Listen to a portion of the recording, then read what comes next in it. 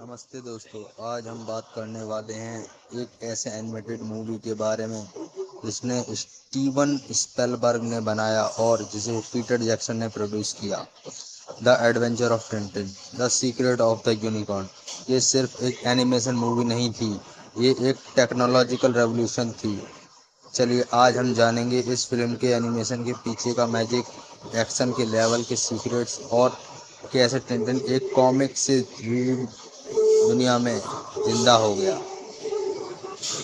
सबसे पहले बात करते हैं एनिमेशन के मैजिक की। 2011 में जब ये मूवी रिलीज हुई उस वक्त ऐसी एनिमेशन टेक्नोलॉजी दुनिया में बहुत कम देखी थी। ये मूवी बनाई गई थी मोशन कैप्चर टेक्निक से, जिसे शॉर्ट में कहते हैं मोकैप।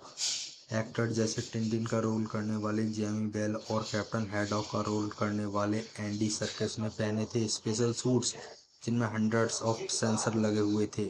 इन सेंसर्स ने उनके हर एक मूवमेंट को कंप्यूटर में कैप्चर किया, चाहे वो रनिंग हो, जंपिंग हो या एक छोटी सी आईब्रो लिफ्ट। सब डेटा रिकॉर्ड होता था। फिर इस मोशन डेटा को ट्रांसफ़र किया गया 3D डिजिटल करेक्टर्स पर। जैसे वेटा डिजिटल के आर्टिस्टों ने लाइफ दी।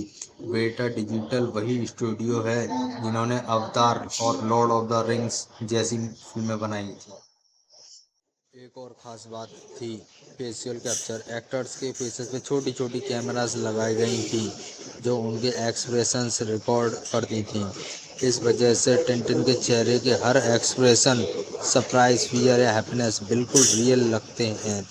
यानी ये मूवी पूरी सीजीआई होने के बावजूद कैरेक्टर्स में इमोशंस फील होते हैं जैसे कोई रियल एक्टर हो। Virtual camera magic. अब बात करते हैं स्पिलबर्ग के कैमरा की मैजिक की। स्टीवन स्पिलबर्ग ने यूज़ किया वर्चुअल कैमरा सिस्टम, एक डिजिटल सेटअप जिससे वो कंप्यूटर वर्ल्ड के अंदर कैमरे को रियल जैसे मूव कर सकते थे।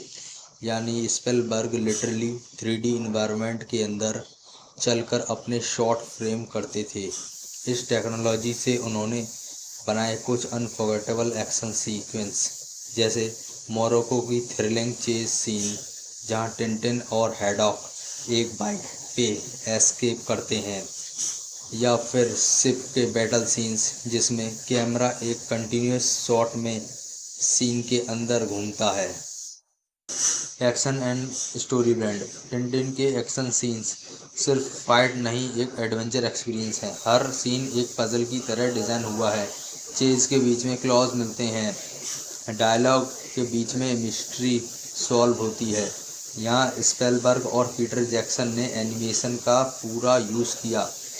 कैमरा एंगल्स, इम्पॉसिबल स्टंट्स और ट्रांजिशन जो रियल लाइफ में करना मुश्किल होता है। फॉर एग्जांपल, एक सीन में एक ड्रॉप ऑफ वाटर से पूरी मेमोरी फ्लैशबैक में चेंज हो जाता है।